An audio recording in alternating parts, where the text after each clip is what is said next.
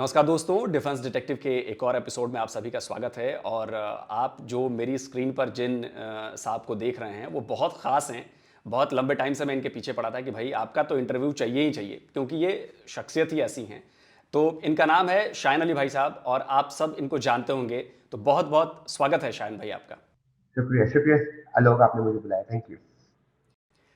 तो शायन भाई का जो लोग नहीं जानते उनके लिए मैं छोटा सा परिचय देता हूं। इनके ट्विटर बायो में जो लिखा है वो मैं बस पढ़ के सुनाना चाहता हूं, बहुत ही इंटरेस्टिंग है। मैं इनका ट्विटर का लिंक, इनके यूट्यूब चैनल का लिंक आपको डिस्क्रिप्शन बॉक्स में दे दूंगा, आप जाइएगा, इनको जरूर फॉलो करें, इनके काम को देखिए, बहुत अच्छा काम करते हैं। तो ये लिखते हैं कि ये फ्री थिंकर हैं, पाकिस्तानी बाई बर्थ, ध्यान दीजिएगा इन लाइनों पे, इंडियन बाई हार्ट और अमेरिकन बाई चॉइस। तो शायन भाई, सबसे पहले तो मैं आपसे इसी बारे में पूछना चाहूंगा कि ये Pakistani by birth, Indian by heart और अमेरिकन बाई चॉइस, ये क्या है ये? अच्छा, इसकी काफी डीप मीनिंग है। मैं पहले ही बता दूं आपको, क्योंकि ऑफ कोर्स पाकिस्तान में पैदा हुआ, बट क्योंकि मेरा फैमिली बैकग्राउंड वो सब जो है, my grandparents were from Saharanpur, वो सहारनपुर यूपी से थे, उसकी वजह से। But unfortunately as a Pakistani मुझे पाकिस्तान में नहीं रह सकता था, जिसकी वजह से मुझे अमेरिका आना पड़ा और यहाँ पर as an asylee I am living, और पाकिस्तान छोड़ना पड़ा of course.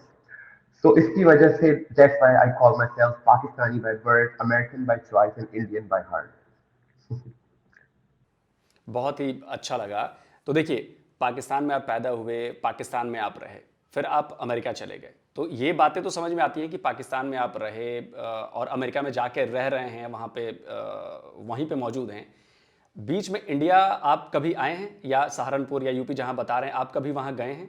My grandparents were from there, लेकिन जो भी ये सीन हुआ था पाकिस्तान के अंदर, जो मुझे थ्रेट्स आई, उसका मेन रीजन इंडिया ही था।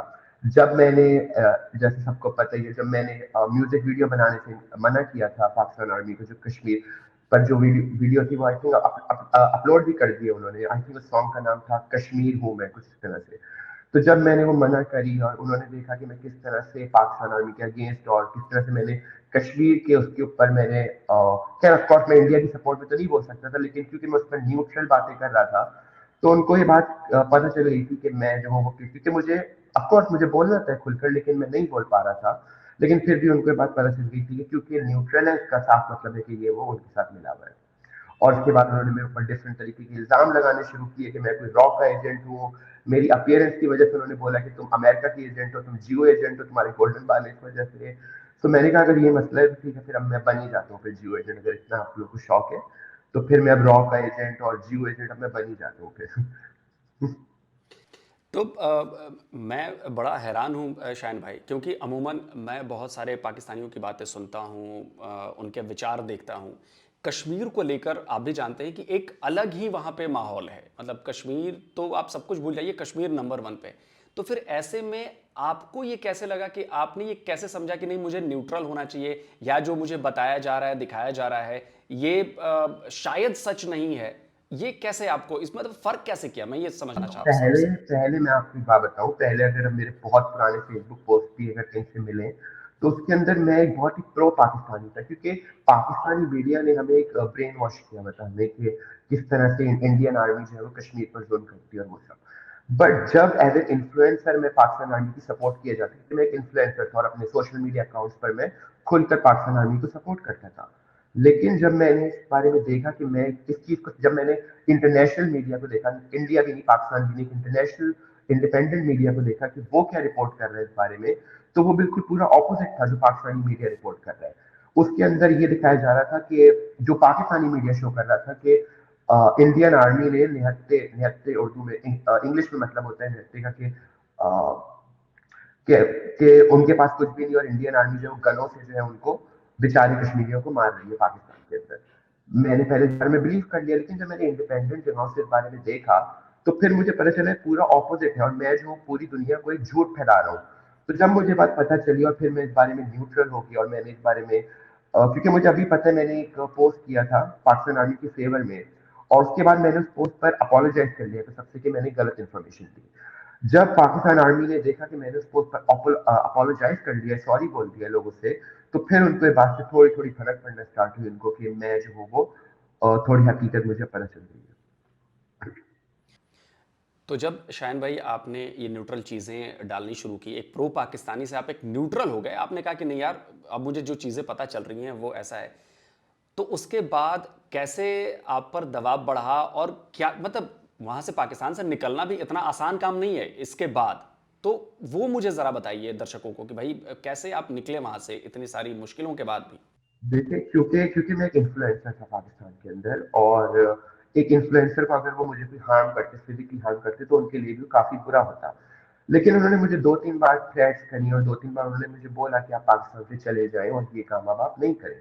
तो ऑफ कोर्स मैं मुझे एग्री करना, तो उस बारे में मैं ये तो नहीं बोल सकता था नहीं कि मैं भाई पाकिस्तान से बाहर जाकर ये करूंगा। मैं नहीं बोल सकता था, तो मैंने उनसे बोल दिया कि ठीक है, मैं विद इन 1 ईयर में पाकिस्तान से चला जाऊंगा, और अब मैं एज अ पब्लिक, मैं पाकिस्तान की जो पब्लिक आई है उसके हिसाब से मैं हट रहा हूँ। फिर उन्होंने उस बात पर बिलीव कर लिया, and then I left Pakistan. कहीं ना कहीं आपको फील तो होता होगा ना, अपनी ज़मीन छोड़ना, अपना देश छोड़ना, अपना मुल्क छोड़ना, अपना घर छोड़ना। बिल्कुल, देखिए, अगर ये चीज़ नहीं होती, कभी भी नहीं होती, और मैं अपना इन्फ्लुएंसिंग वर्क ऐसा, ठीक है, आपकी अपनी सोच है, आप अपनी सोच रखिए, लेकिन अगर मैं कुछ वो बोल रहा हूँ, अगर ये चीज़ नहीं होती, तो मैं आई थिंक कभी पाकिस्तान नहीं छोड़ता। बात तो बिल्कुल सही है। अच्छा, मैं आपके ज़रा उस पे आता हूँ। अभी जब हम रिपब्लिक डे मना रहे थे, तो आपका एक वीडियो बड़ा वायरल हुआ। आपने हाथों में तिरंगा लिया, तिरंगा लहराया। तो अमेरिका में आपको ये महसूस नहीं हुआ कि जो अमेरिका में पाकिस्तानी रह रहे होंगे या बाकी जो होंगे वो आपके खिलाफ होंगे, आप पर तनकीद करेंगे, आपका प्रोटेस्ट करेंगे? नहीं, नहीं, देखिए, यहाँ पर अमेरिका में ऐसा कुछ नहीं होता है। अमेरिका में सब पाकिस्तानी इंडियंस ना असल में मतलब भाई भाइयों की तरह से रहते हैं, और ये जितना भी होता है, ये सिर्फ पाकिस्तान इंडिया में होता है, एक दूसरे को मारना और वो सब, ये सिर्फ वहाँ पर होता है, तो यहाँ पर ऐसा कुछ नहीं है। अच्छा, मैं आपको लंबे टाइम से फॉलो कर रहा हूँ, तो मुझे पता है कि अभी जन्माष्टमी भी आई थी। तो उसमें आप इस्कॉन से अपने आप को रिलेट किया, आपने इस्कॉन में शायद आप जाते भी रहे हैं। तो ये दर्शकों को बताइए कि ऐसा मतलब महाशिवरात्रि भी आपने सेलिब्रेट की, आपने उसके लिए फास्ट रखा। मैंने आपका वो ट्वीट भी देखा कि आपने महाशिवरात्रि का व्रत रखा, आपने फास्ट रखा और दर्शकों को बताया भी। तो डर नहीं लगता कि आपको बीइंग अ मुस्लिम आप एक ऐसा काम कर रहे हैं जो आपके खिलाफ फतवे जारी हो सकते हैं? आपको डर नहीं लगता ऐसा जैसे करने से? पाकिस्तान के अंदर मैंने पहले भी जैसे पता होगा 12+ केसेस अगेंस्ट मी, मेरे ऊपर ब्लास्फेमी, गुस्ताखी का केस, और ये सब तो ऑलरेडी हुए हुए हैं, बट मुझे इस चीज से कोई फर्क नहीं पड़ता है। और दूसरी बात यह है कि अमेरिका में मेरा एक बहुत बड़ा पाकिस्तानी और इंडियन सर्कल है, और यहाँ पर ये चीज़ बहुत सेफ होती है। अमेरिका में आप चाहे मुस्लिम हो, हिंदू हो, यहाँ पर आप अपने कल्चर को, अपने रिलीजन को आप खुल के फॉलो कर सकते हैं। यहाँ पर ऐसा बिल्कुल नहीं होता। और जहाँ तक बात है मुस्लिम्स की, तो देखिए, मैं मुस्लिम्स की मैं अभी भी बहुत रिस्पेक्ट करता हूँ, और इवन इस्लाम की भी मैं बहुत रिस्पेक्ट करता हूँ। लेकिन बस जो एज अ रिलीजन जो मैं फॉलो करता हूँ, वो हिंदुज्म को ऑफकोर्स करता हूँ, बट जितने भी जो मेरे पुराने दोस्त हैं, वो सब है पाकिस्तान के अंदर भी, मैं उससे भी कांटेक्ट में हूँ, क्योंकि आप मजहब की वजह से किसी से भी दोस्ती या किसी से भी दुश्मनी नहीं कर सकते, आई थिंक। नहीं, बिल्कुल सही कह रहे हैं शान भाई, क्योंकि मेरा जो मैं अपना खुद का एक्सपीरियंस आपको शेयर करता हूँ। जो मेरा सबसे करीबी दोस्त है वो मुसलमान है, और मैं अपनी ये पिछले कई वीडियोस में कह चुका हूँ। हम लोग ईद भी साथ मनाते हैं, हम लोग बकरीद भी साथ मनाते हैं, हम लोग दिवाली भी साथ मनाते हैं, हम सब कुछ साथ करते हैं। तो ना तो कभी उसकी तरफ से ऐसा लगा कि नहीं यार ऐसा करने से मेरा इस्लाम जो है खतरे में आ जाएगा, ना मुझे कभी ईद मनाते हुए कभी ऐसा लगा कि यार मेरा हिंदुइज्म खतरे में पड़ जाएगा। मतलब ऐसा कभी नहीं लगा मुझे। तो ये डिफरेंसेस आखिर क्यों हो रहे हैं? जी, मैं कोई पहला ऐसा नहीं हूँ, इतने सारे मुस्लिम पहले भी हैं जो जिन्होंने हिंदुइज्म में कन्वर्ट किया, तो बहुत सारे ऐसे लोग ऑलरेडी भी हैं। नहीं, बिल्कुल सही कह रहे हैं आप। अच्छा, अब मैं अब आता हूँ कि जो आप करने वाले हैं, शायद आप इंडिया में कोई ऑर्गेनाइजेशन खोल रहे हैं, कुछ आप ऐसा कर रहे हैं, उसके बारे में थोड़ा सा बताइए आप मुझे। ये ऑर्गेनाइजेशन से काफी एक्टिविस्ट ने मुझे अप्रोच किया था इस बारे में। ये हम तकरीबन 6-7 महीने से कर रहे थे, तो काफी इंडियन एक्टिविस्ट ने मुझे अप्रोच किया था, जिसके बाद हमने एक इंडिविजुअल, हम सब मिले एक्चुअली, और फिर ये प्लान बनाया कि हम एक ऑर्गेनाइजेशन करेंगे जिसका नाम है यूथ इंडिया।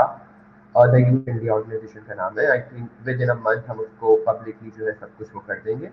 उसका मोटिव सिर्फ ये है कि जो यूथ है इंडिया की, उसको हम जो है, जो एक बहुत ही जिहादी एक्टिविटीज बढ़ गई है इंडिया के अंदर, और किस तरह से क्योंकि हमने देखा है कि पाकिस्तान में किस तरह से यूथ को इसकी तरफ लिया जाता है, जिहाद की तरफ लिया जाता है, उनको एजुकेशन से हटाकर इस जगह पर भेज दिया जाता है।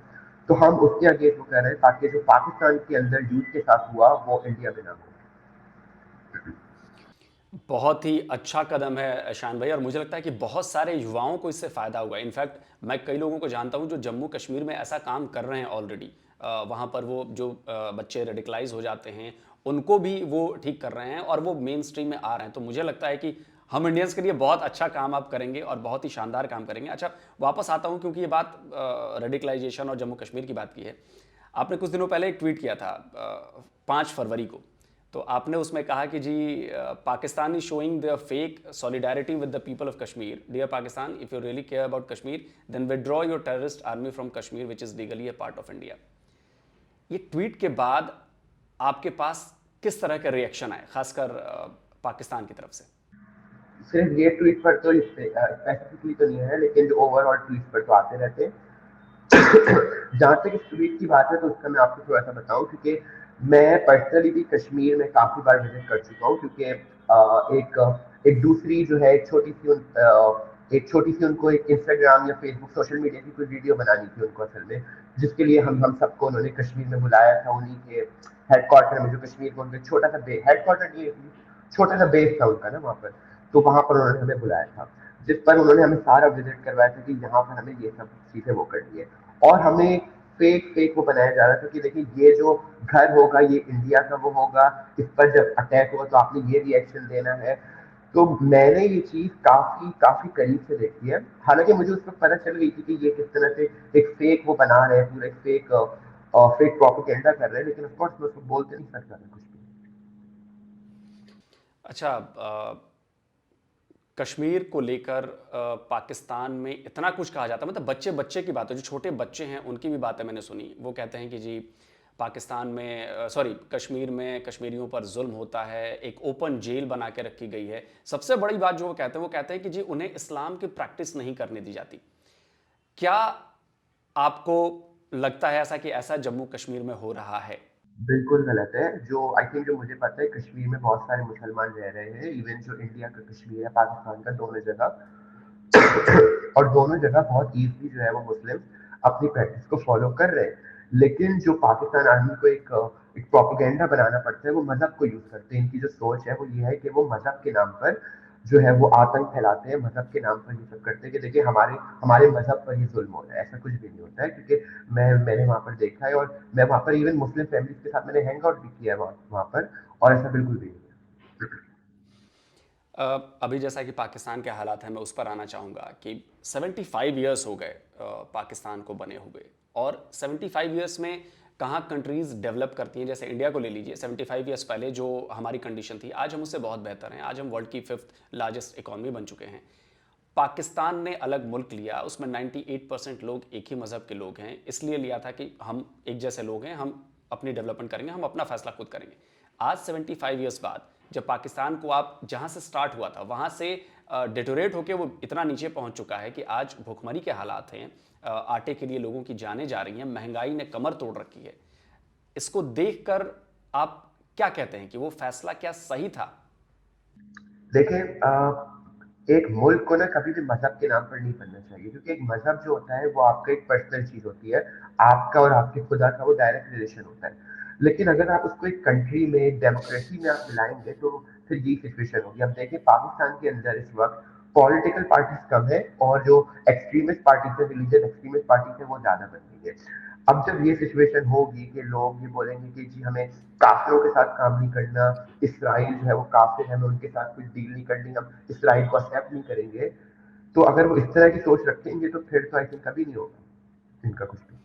अच्छा, कितनी मज़े की बात है शाहिन भाई कि अभी एक लेटेस्ट जो खबर आई है उसमें पाकिस्तानी पीएम शहबाज शरीफ साहब, हाँ, अमेरिकी एक बिजनेसमैन है जो यहूदी हैं, जो इजरायली हैं, उनसे जाके मदद की गुहार लगा रहे हैं। आई थिंक वो सिर्फ जो है ना दिखाने के लिए वो करते हैं कि भाई मत, अगर वो जिस तरह का जो लोगों का रिएक्शन होता है वो सिर्फ पूरा, अगर उनको मदद वो मिल गई, तो लोग जो स्पेशली जो अपोजिट पार्टी है इमरान खान की, आई थिंक वो तो जो, और इवन जो एक्सट्रीमिस्ट पार्टी है वो आई थिंक अगर उन्होंने मदद मांग ली और मदद मिल गई उनको, तो आई थिंक एक्सट्रीमिस्ट पार्टी कभी भी एक्सेप्ट नहीं करेंगी उनकी मदद को। जी, लेकिन तब भी उन्होंने किया। खैर, मुझे लगता है कि बात को थोड़ा और आगे बढ़ाते हैं। पाकिस्तान और हिंदुस्तान, अगर जम्मू कश्मीर की बात करें, जिसे आज़ाद कश्मीर वो कहते हैं, POJK जिसे हम कहते हैं, और इधर जम्मू कश्मीर है, हमारा जम्मू कश्मीर है, कुछ किलोमीटर का फासला है बॉर्डर में। बॉर्डर के इस तरफ 25 रुपए किलो आटा है, 20 रुपए किलो टमाटर है, 20 रुपए किलो आलू है, 30 रुपए किलो प्याज है, और ठीक कुछ किलोमीटर बाजू में 300 रुपए किलो टमाटर है, 300 रुपए किलो प्याज है, 250 रुपए किलो आलू है। ये देख के क्या आपको दुख नहीं होता कि यार इतने कम किलोमीटर के फासले पे दो आवामों में इतना बड़ा फर्क है, इतना बड़ा अंतर है? अच्छा, मुझे ये बात बहुत लोगों ने कही और बोला कि काश अगर पाकिस्तान इस वक्त इंडिया में मिल जाए तो ऐसा नहीं होगा। मुझे काफी लोग बोलते हैं कि आप अखंड भारत की सपोर्ट में बोले, लेकिन मैं इस चीज के बिल्कुल भी सपोर्ट में नहीं हूँ अखंड भारत की, क्योंकि अगर पाकिस्तान इंडिया में कंबाइन होता है तो जो पाकिस्तान की जितनी भी डेप्थ है वो सब इंडिया को पे करनी होगी। तो आई थिंक ये जितने भी लोग कहते हैं कि पाकिस्तान अलग नहीं होता, और उसी अगर मुझे जो लगता है कि अगर पाकिस्तान इंडिया के अंदर ही रहता तो आई थिंक इंडिया इस वक्त तक इतना डेवलप नहीं हो सकता होता, और हो सकता है बहुत सी जो एक्सट्रीमिस्ट एक्टिविटीज होती है वो इंडिया में भी इस वक्त हो रही होती काफी, अगर पाकिस्तान इंडिया के अंदर ही कंबाइन होता है इस वक्त। बिल्कुल 100% आपने बात सही कही है, और इसको लेकर आपने ट्वीट भी किया था, मुझे याद है कि उस ट्वीट में आपने लिखा था कि नहीं, अखंड भारत से पहले पाकिस्तान को अपने सारे कर्जे चुका देने चाहिए, तभी अखंड भारत पॉसिबल हो सकता है। शाहीन भाई, बहुत बहुत शुक्रिया आपका कि आपने मेरे लिए टाइम निकाला और इतनी बेबाकी से, बेझिझक, बेखौफ आपने ये सारी बातें कही। So much, thank you so much, बहुत बहुत शुक्रिया आपका शाहीन भाई। बहुत शुक्रिया आपने बुलाया मुझे, बहुत शुक्रिया, थैंक यू लोग। Thank you, thank you.